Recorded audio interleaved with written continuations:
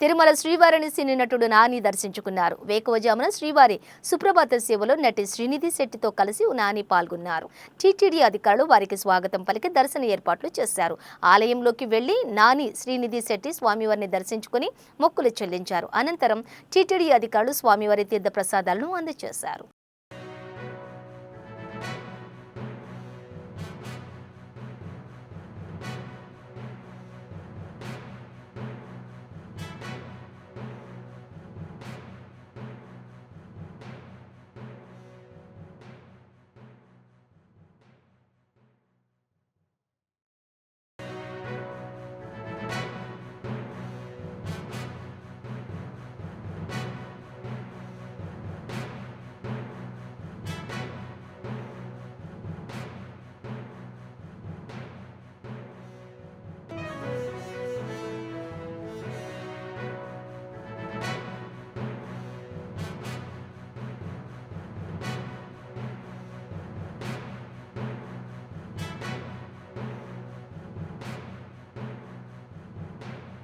చాలా బ్యూటిఫుల్గా జరిగింది ఈసారి దర్శనం అండ్ ఐఎమ్ సో హ్యాపీ.